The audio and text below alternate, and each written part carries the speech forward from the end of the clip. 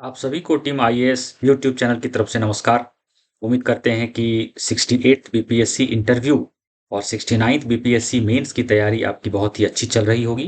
आज का हमारा topic is regarding the issue of the capital punishment, फांसी की सजा। As you all must be knowing कि हमारे भारत में in the last few years ये डिबेट बहुत ही स्ट्रांग रहा है कि क्या फांसी की सजा को एबॉलिश किया जाए या इसे रखा जाए। तो आज द हिंदू का जो एडिटोरियल सेक्शन है, द हिंदू न्यूज़पेपर का एडिटोरियल में आप देखिएगा कि इसके बारे में एक आर्टिकल दिया हुआ है। हालांकि आर्टिकल में पूरा कंप्लीट पिक्चर नहीं है। आपके लिए इस टॉपिक के बारे में 360 डिग्री एनालिसिस जरूरी है ताकि आप इसके पूरे पिक्चर को समझ सकें। तो हम लोग उसी एडिटोरियल के बारे में चर्चा करेंगे, लेकिन 360 degree complete picture to understand कि जो इश्यू है फांसी की सजा, that is the capital punishment, यह है आपके 69 बीपीएससी में जो करंट अफेयर्स का पोर्शन है और जो पॉलिटी का पोर्शन है वहाँ के लिए बहुत इंपॉर्टेंट है। 7 और 8 मार्कर के क्वेश्चन आने से अब यह टॉपिक ज़्यादा इंपॉर्टेंट हो गया है, प्लस ऐसे के लिए भी यह टॉपिक बहुत इंपॉर्टेंट है। आपके आंसर राइटिंग के लिए the issue of capital punishment is very important. इस वीडियो में बने रहिएगा क्योंकि हम लोग इस टॉपिक के सारे इंपॉर्टेंट डायमेंशंस को इन ब्रीफ हम लोग कवर करेंगे। इंपॉर्टेंट रिमाइंडर, आंसर राइटिंग के लिए हमारा टेलीग्राम चैनल है, उस पर आंसर राइटिंग चल रही है, प्लस मेंस के लिए भी और प्रीलिम्स के लिए, इंटरव्यू के लिए भी इंपॉर्टेंट कंटेंट वहाँ दिए जा रहे हैं। अगर आपको एग्ज़ाम की तैयारी अच्छी करनी है तो कृपया हमारे टेलीग्राम चैनल को ज्वाइन करें। उसका लिंक हमारे डिस्क्रिप्शन बॉक्स में दिया हुआ है। उससे पहले कि हम लोग इस टॉपिक को शुरू करें, अगर आपको हमारा चैनल अच्छा लगता है, हमारा वीडियो अच्छा लगता है, तो कृपया हमारे यूट्यूब चैनल को ज्वाइन करें, do subscribe, do press the bell icon, please also like and comment. Let's start with the pic. देखिए, आज के एडिटोरियल सेक्शन में द हिंदू में यह दिया हुआ है कि संसदीय समिति के पास यह मुद्दा गया हुआ था कि क्या फांसी की सजा को बैन किया जाए। अब यह जो कमेटी है, संसदीय समिति है, इसने इस पर कोई भी फैसला नहीं लिया और इसने यह जो मुद्दा है यह सरकार पर छोड़ दिया कि द गवर्नमेंट विल डिसाइड कि क्या जो फांसी की सजा है इसको रखना है या इसको बैन करना है। अगर आप वैश्विक स्थिति देखिए, जो वैश्विक ओपिनियन है उसको देखिए, तो मोस्ट ऑफ द कंट्रीज जो हैं उन्होंने फांसी की सजा को बैन कर दिया है। और द हिंदू यह भी लिखता है कि सुप्रीम कोर्ट का भी हाल के वर्षों में अगर आप देखिए तो फांसी की सजा के खिलाफ ही उसका पोजीशन और ओपिनियन बन रहा है। एक डेटा भी इसमें इस संदर्भ में है कि अगर आप देखिए कि सुप्रीम कोर्ट ने वर्ष 2007 से लेकर 2022 तक 7 लोगों को फांसी की सजा दी है। और यह जो फांसी की सजा दी गई है उसमें से सभी फांसी की सजा को या तो सेट असाइड कर दिया गया, यानी कि उसको माफ कर दिया गया, या उसको लाइफ इम्प्रिजनमेंट में उसको तब्दील कर दिया गया, यानी कि आजीवन कारावास के रूप में बदल दिया गया। और यह 2023 में यह इवेंट्स हुए हैं जिसमें कि सुप्रीम कोर्ट ने चाहे तो जो कैपिटल पनिशमेंट था उसको माफ किया है या उसको आजीवन कारावास में उसको तब्दील किया है।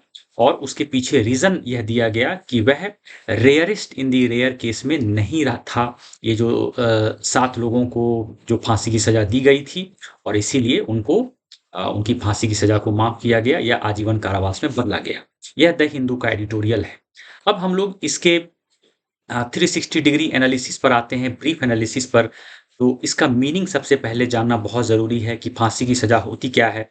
तो जो कैपिटल पनिशमेंट होता है, एग्जीक्यूशन ऑफ एन ऑफेंडर, कोई भी मान लीजिए अपराधी है, कोई आपराधिक मामला है, उसको सेंटेंस टू डेथ होता है, यानी कि उसको मौत की सजा दी जाती है after being convicted by a court of law for a criminal offence. अगर मान लीजिए कोई इस प्रकार का दोष है जो कि क्रिमिनल ऑफेंस इस प्रकार का है, तो उसमें अगर उसकी उसकी जो ग्रेविटी है, उसका जो इंटेंसिटी बहुत हाई है, तो वहां पर कोर्ट ऑफ लॉ जो है it can convict and award a death sentence to a criminal. और यही होता है कैपिटल पनिशमेंट। अगर आप देखिए कि it is based on the principle of retributive justice, it is based on the principle of retributive justice. और अगर मान लीजिए कोई इस प्रकार का क्राइम है जैसे कि किसी का मर्डर कर दिया गया है और कुछ एग्रीवेटिंग एलिमेंट्स अगर मान लीजिए, मतलब क्राइम का जो सर्कमस्टांसेस है बहुत ही दुखद रहा है, बहुत ही दर्दनाक रहा है। जैसे कि मान लीजिए चाइल्ड का मर्डर कर दिया जाता है तब, या किसी प्रकार का टॉर्चर किया जाता है, या मास किलिंग किया जाता है, बहुत लोगों की हत्या कर दी जाती है, या आतंकवाद से जुड़ी कोई घटना होती है, तो उसमें आप देखिए कि यह रेट्रिब्यूटिव जस्टिस के कैटेगरी में इसको रखा गया है, that is the death punishment, या जो कैपिटल पनिशमेंट है वो। तो यह मीनिंग हो गया। फिर आप देखिए कि अक्रॉस द वर्ल्ड अगर आप देखिए 2022 में जो पोजीशन यह है कि सिर्फ देर आर ओनली 53 कंट्रीज हैं जिन्होंने की कैपिटल पनिशमेंट को अभी भी रखा है। बाकी रेस्ट ऑफ द कंट्रीज हैं, most of the nations across the world, उन्होंने कैपिटल पनिशमेंट को बैन कर दिया है। और अगर आप देखिए कि laws and practices across the world में एक और पॉइंट यहाँ आता है कि जो ह्यूमन राइट डिक्लेरेशन हुआ था यूएन का, यह 1948 में हुआ था, और एमनेस्टी इंटरनेशनल की भी बात कीजिए तो इन्होंने भी डेथ पेनल्टी के खिलाफ इनका पोजीशन रहा है। इनका जो स्टैच्यूट है, इनका जो लॉ है, वह डेथ पेनल्टी के खिलाफ है। और इसमें अगर सुप्रीम कोर्ट की बात कीजिए तो सुप्रीम कोर्ट का एक जजमेंट बहुत इंपॉर्टेंट है यहाँ पर डेथ पेनल्टी के संदर्भ में। वह है बच्चन सिंह केस 1980 में आया था, और इसमें सुप्रीम कोर्ट का कहना था कि कैपिटल पनिशमेंट बिल्कुल दिया जा सकता है अगर वह रेयरेस्ट इन दी रेयर प्रिंसिपल को फॉलो करता है। यानी कि अगर किसी प्रकार की हत्या उस तरह से की गई है कि समाज में एक आक्रोश फैल जाए, समाज में एक डर फैल जाए, और किसी की हत्या करने का जो माध्यम बहुत ही जघन्य हो, तो वह rarest in the rare case में आता है, और वहां पर उस अपराधी को डेथ पेनल्टी दिया जाना चाहिए। उसके बाद देखिए सुप्रीम कोर्ट का जो एक एक एक जजमेंट आया था भगवान दास केस में, उसमें सुप्रीम कोर्ट ने कहा था अगर ऑनर किलिंग का कोई इश्यू बन रहा है तो वहां भी डेथ पेनल्टी दिया जा सकता है। लेकिन आप देखिए कि देवेंद्र पाल भुल्लर केस 2014 हुआ, और उसमें सुप्रीम कोर्ट ने डेथ सेंटेंस को आजीवन कारावास में बदल दिया, और उसके दो स्पेसिफिक रीजंस दिए गए थे।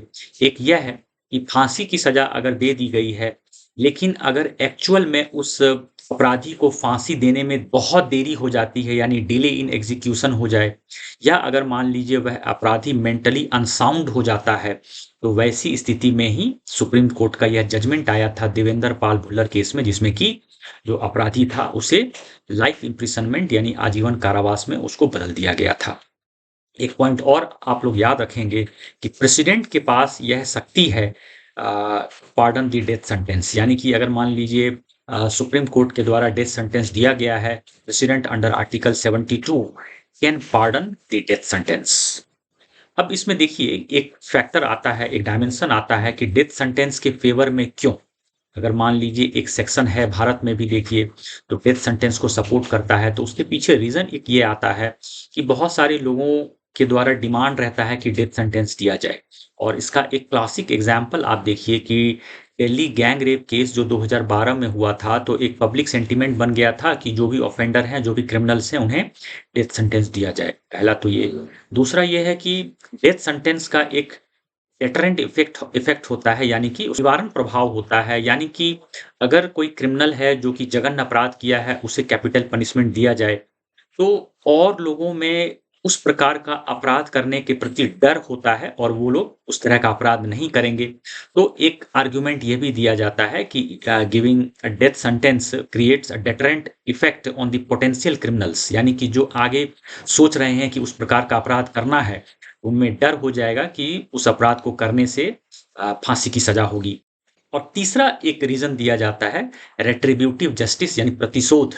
इसमें यह है कि जिस क्रिमिनल ने, जिस अपराधी ने किसी व्यक्ति की हत्या की है, तो उसे भी जीने का अधिकार नहीं है। यह भी एक argument in favour of keeping death sentence है। लेकिन अगर आप आर्ग्यूमेंट अगेंस्ट अगर देखिए तो उस एक पॉइंट तो बिल्कुल सही आता है कि रेट्रीब्यूशन इज रॉन्ग। कहा गया है, एक कहावत भी है, an eye for an eye makes the whole world blind.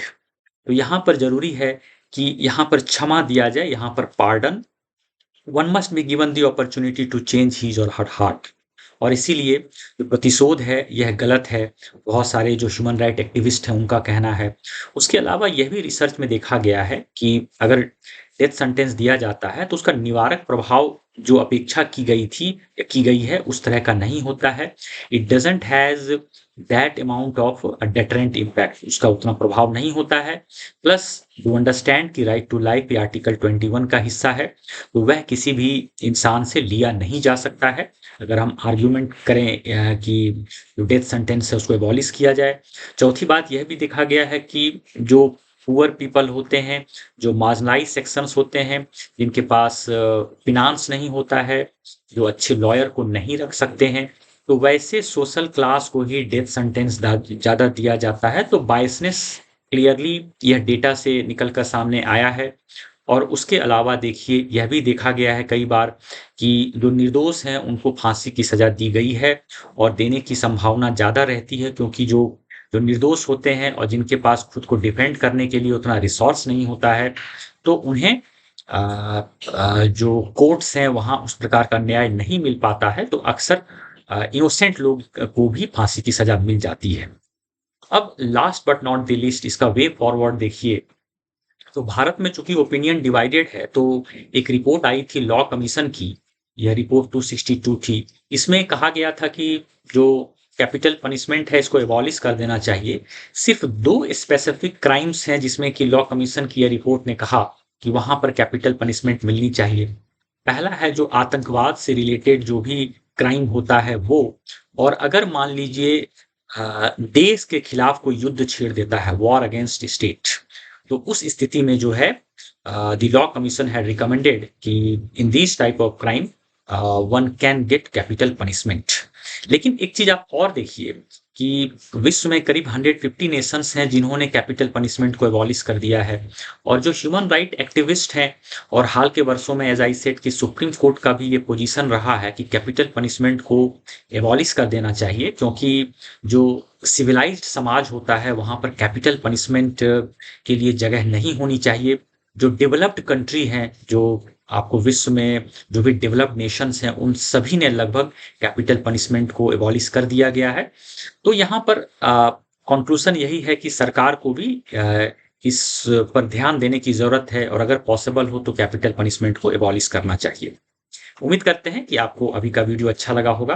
अगर आपको हमारा वीडियो अच्छा लगता है तो कृपया हमारे चैनल को सब्सक्राइब करें, बेल आइकन को प्रेस करें, and please also like and comment. We shall meet shortly, until then good bye.